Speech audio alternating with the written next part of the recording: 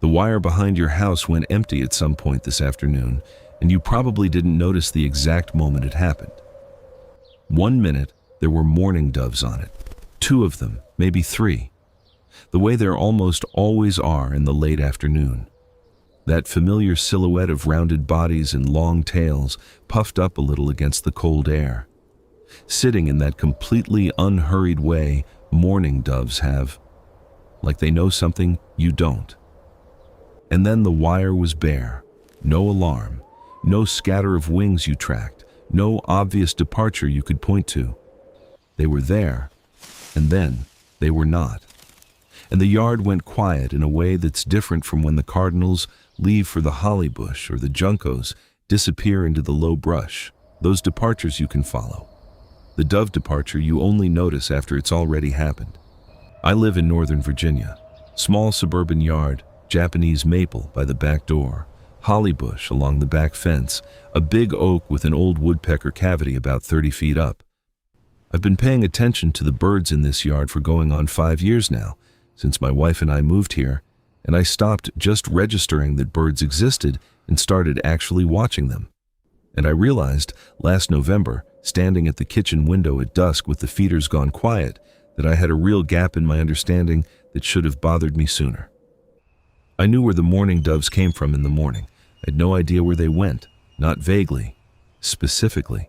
Where those birds on the wire actually were between the moment they stepped off into the evening and the moment they reappeared the next morning. Welcome to the channel.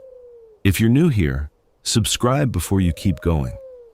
Because what your mourning doves are doing between dusk and dawn is more specific and more considered than I ever thought it was.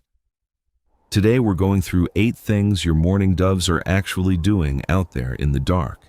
Where they go, how they sleep, what they're listening for, and why the last one on this list changed how I look at that empty wire every single evening. Stay until number 8. Number 1. They didn't go far.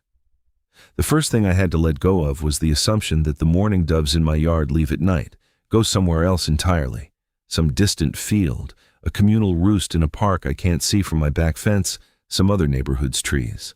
I had this vague picture of doves as commuters, moving in and out of my yard with the light like tide. That picture is wrong. The research on this tells a consistent story. Decades of banding studies, radio tracking work, data synthesized through the Cornell Lab of Ornithology. It all points to the same thing. In suburban and residential settings, most mourning doves roost within a few hundred yards of their daytime range center, not a mile, not even half a mile for the majority of birds. The pair on your wire this afternoon is almost certainly spending the night within shouting distance of your house. Here's what most people don't know. Mourning doves have adapted remarkably well to exactly the kind of fragmented suburban landscape most of us live in. Small yards, tree corridors, hedgerows between lots, scattered evergreens mixed with open ground for foraging. This is close to ideal mourning dove habitat, and the roost-to-feeder distance in residential settings tends to compress accordingly. A tracking study of color-banded doves in residential Ohio found that roughly 80% of marked birds spent the night within 300 yards of the feeders they used during the day. 300 yards, about 3 football fields. What that means for your yard is this. The yard that feels empty right now after the birds clear out at dusk, it's not actually empty. The doves withdrew. They went somewhere close, somewhere in the dark, in a tree you may have walked past 100 times. The yard is still full of birds. Just quiet birds doing something completely different than what you can see from the window. I think about that sometimes when I'm standing at the kitchen window after the light goes. The yard looks dormant. It isn't. Number 2, they chose a specific tree, and they chose it for reasons. Not any tree. Mourning doves have consistent preferences for roost sites, consistent enough that if you understand what they're selecting for, you can make a reasonable guess about which tree in your yard or your neighbor's yard or somewhere on the block is holding doves tonight. The first preference is dense evergreen cover. Eastern red cedar is the standout choice across much of the mid-Atlantic and eastern United States. It provides wind interruption, overhead cover from above, and branching structure that lets multiple birds settle without overcrowding. Virginia pine, Norway spruce, arbor vitae, and dense holly work similarly.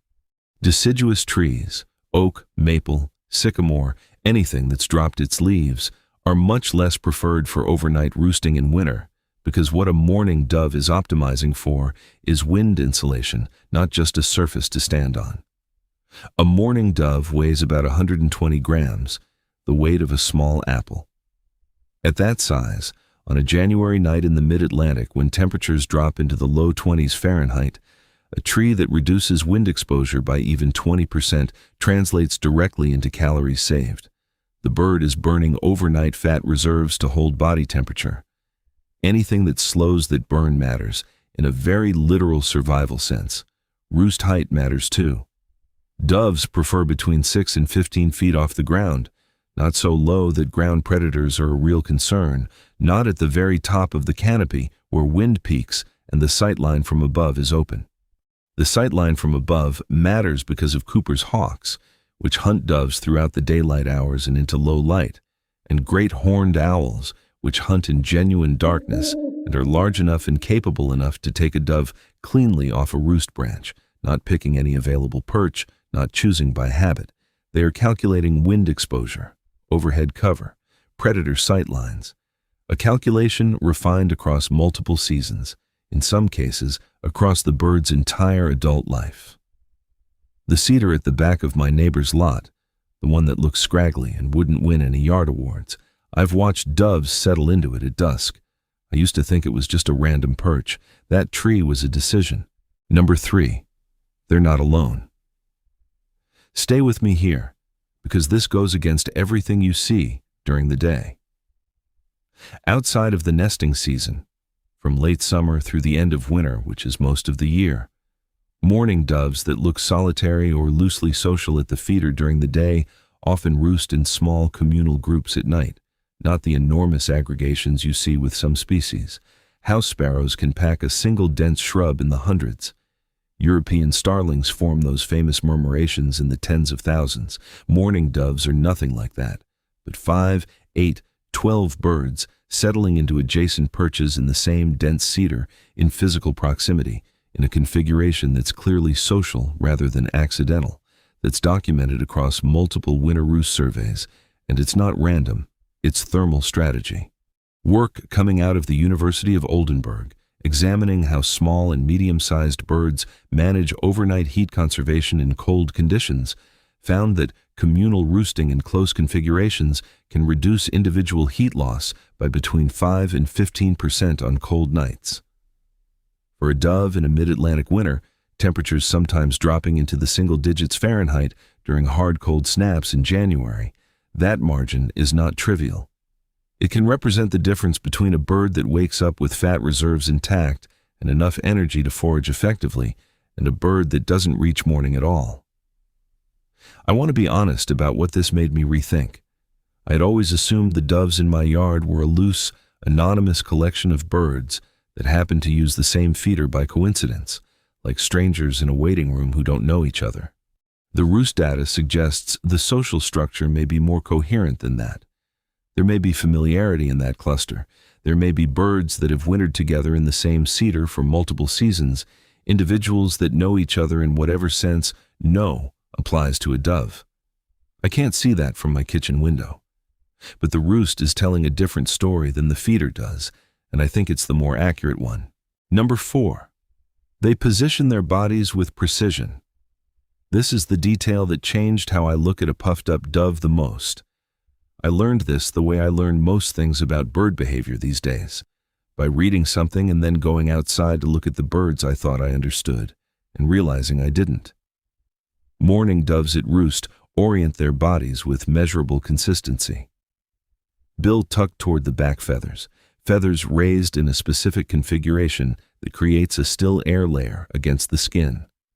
Body angled relative to prevailing wind to minimize heat loss from the front surface. These behaviors have been documented in captive doves under controlled conditions and confirmed in field observations of color-marked birds at known roost sites. The feather raise is technically called regulated fluffing. it is not the indiscriminate puffiness of a sick bird. It is a precise, active expansion of the feather tract, maximizing insulation while keeping the bird light enough to launch at full speed within a fraction of a second. A mourning dove in full roost posture can expand its apparent volume by close to 30% through feather position alone, while remaining fully flight-ready. The air trapped between the raised feathers acts as insulation, which of course it is. Same principle as down. Deployed on demand, deployed while sleeping. The bill tuck is about the cost of breathing. A bird breathing with its bill exposed loses warm air on every exhale and has to reheat incoming air on every inhale. The nasal passages are thermally expensive in a small bird in cold conditions. Tucking the bill into the back feathers recaptures some of that warmth, creating a partial closed loop around the face. I don't have great words for what it feels like to understand that a bird you've been watching for years has been running thermal engineering calculations in its sleep every night for its entire life. It just reorganizes the bird in your mind. The puffed-up dove on the wire isn't vaguely comfortable. It's doing something specific. Number 5. One eye stays open. Here's where we need to slow down and get this right, because it's easy to misstate. Mourning doves, like most birds, are capable of a sleep state called unihemispheric slow-wave sleep. One hemisphere of the brain enters deep sleep while the other remains active and processing. The eye connected to the sleeping hemisphere closes. The eye connected to the active hemisphere stays open and continues monitoring the environment for movement, shape change, anything that shouldn't be there. The research on this, work out of the Max Planck Institute, replicated across dozens of bird species over the past 2 decades, shows that the proportion of time birds spend in this split state is not fixed. It scales with perceived threat level. A dove roosting in the sheltered center of a communal cluster in a familiar, well-chosen tree with no recent predator pressure, that bird tends toward deeper, more bilateral sleep, both hemispheres cycling down closer to simultaneously, more fully rested. A dove roosting alone or on the exposed edge of the group or in a less familiar location will spend more of the night with one hemisphere active. This isn't poor sleep or incomplete rest. Both hemispheres get what they need, just on a rotating basis. What it means is that some portion of every night, the dove in your yard is in a state that doesn't map cleanly onto anything human experience has a word for. Not awake, not asleep. Not anything that fits into a human category at all. One eye open, one hemisphere running threat assessment, in the dark, in silence, with no effort you could measure from outside. At 2:47 in the morning, on a January night when the temperature is 17 degrees and your yard is completely dark and completely silent, somewhere nearby, in a cedar 3 houses down, a mourning dove's eye is open, watching, assessing, and has been, in some rotation, all night. I'm still trying to figure out what to do with that. Number 6. There's a part of this story that's uncomfortable to look at, and I want to look at it directly. Your mourning doves are using sunset as a precision timer. The rate of light loss in the 45 minutes before and after true sunset, the drop in lux, the shift toward the red end of the spectrum as the sun angles below the horizon, triggers a cascade of physiological events. Feeding behavior tapers off. Movement toward the roost site begins. Regulated fluffing initiates. The sleep cycle starts to engage. All of it is cued on that light transition, measured with precision by the bird's pineal gland and photoreceptive eye tissue, calibrated across millions of years of evolution to a world where dusk meant dark. Here's where it gets harder to sit with. Artificial light, porch lights, motion-activated floodlights, the blue-white glow of LED street lighting, the aggregate ambient brightness of a suburban neighborhood that never fully goes dark, disrupts this cascade. Research published in Current Biology and corroborated by teams at the University of Exeter over the past decade found that birds exposed to artificial light during the twilight window show disrupted roost initiation timing, elevated stress hormone levels in morning blood samples, and in chronically light-exposed populations, measurable suppression of immune function. I used to leave my garage light on until 10 or 11 at night. I thought it was neutral. I genuinely was not thinking about the birds. I'm not going to tell you the lights are the most consequential thing you can change for the doves in your yard. Food and native plant cover matter more, and those are longer conversations. But I will tell you that a motion-activated flood lamp that fires at 10:30 at night is not a neutral event from a dove's perspective. It is a disruption to something those birds do with the same precision they use to select the cedar and position the bill. I switched my light to a timer that goes off at 9. Not because I can prove it changes outcomes for specific birds in my yard, because once I knew, I realized the dark wasn't just empty space. The dark is part of their habitat, and I wanted to give it back to them. Number 7. They call to each other before you're awake. Most people know the mourning dove's sound. That low 5-syllable coo, the one you might have spent years thinking was an owl, the one that carries further across a quiet street than it seems like it should. The sound that can feel mournful on one kind of morning and peaceful on another, depending on what you brought to the window. And then there's the part you usually sleep through. Mourning doves begin cooing before civil twilight. Before the light level is sufficient for human eyes to detect a brightening sky, often 20 to 40 minutes before sunrise, the first coos start. They start while it is still dark. Before American robins begin their rolling pre-dawn chatter, before Carolina wrens fire off the first bright song, before the white-throated sparrows whistle their 2-note phrase. The doves are calling before the rest of the chorus has assembled. The research on dove pre-dawn vocalizations, synthesized by Cornell Lab through acoustic monitoring and published in Animal Behavior, identifies a consistent function for this early sound. It is not territorial song in the way a male cardinal's dawn announcement is territorial. In mourning doves, the pre-dawn coo is contact maintenance vocalization, calling from the roost to the mate, calling to familiar nearby birds, confirming location and status at the transition out of the night. Not territorial, not an alarm, not a competition call. A confirmation. I am here. I made it. The night is done. The bird at your feeder tomorrow morning announced that before you were out of bed, before the coffee was started, before the light reached your bedroom window, while your yard still looked like midnight, while the feeder was still empty and the wire was still bare, some part of what was happening in that cedar was a dove saying, "Still here," and another dove, somewhere close, saying back, "Still here." Number 8. I've saved this one for last because it has to be last. Mourning doves are monogamous. I want to be precise about that word, because in bird biology, it sometimes gets qualified almost into meaninglessness. Socially monogamous, which often means mostly faithful, mostly stable, with documented exceptions. In mourning doves, the pair bond is cleaner than that. Mated pairs maintain the bond through the winter. And the research from banding studies of individually marked dove pairs confirms something specific about the night. Mated pairs roost together. Within the communal cluster in the cedar, the pair stays together, not just nearby, in contact or near contact. The research found that roosting proximity between mates exceeded what thermal optimization alone would explain. The birds are closer to each other than the math of shared warmth strictly requires. They stay close in a way that goes past the thermal equation. The biology documents that, and then the biology stops. What's on the other side of that line is not something the research reaches, and I'm not going to pretend it does. I think about the Tuesday couple when I sit with this.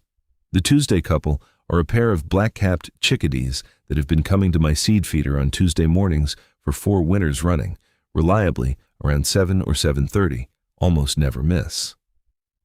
I don't know for certain it's the same 2 birds every year, and I've thought carefully about whether I actually want to know. What I notice every time they show up is that they arrive together and they leave together.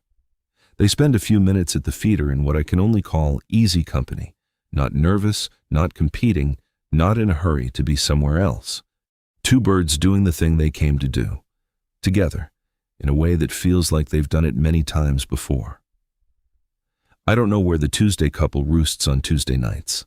I have a pretty reasonable guess now.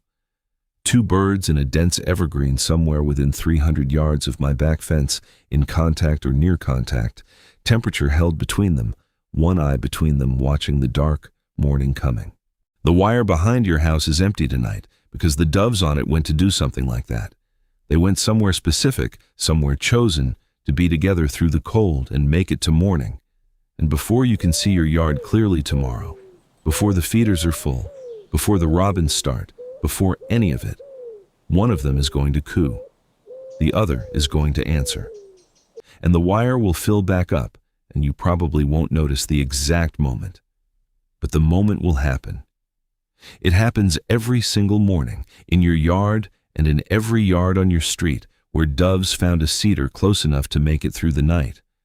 And whatever it is they're saying to each other in the dark before the light comes, the function of it is this: still here. Still here. The night is done. I want to know if you've seen it too. Tell me below. I read every one. I always do. I'll see you in the next one.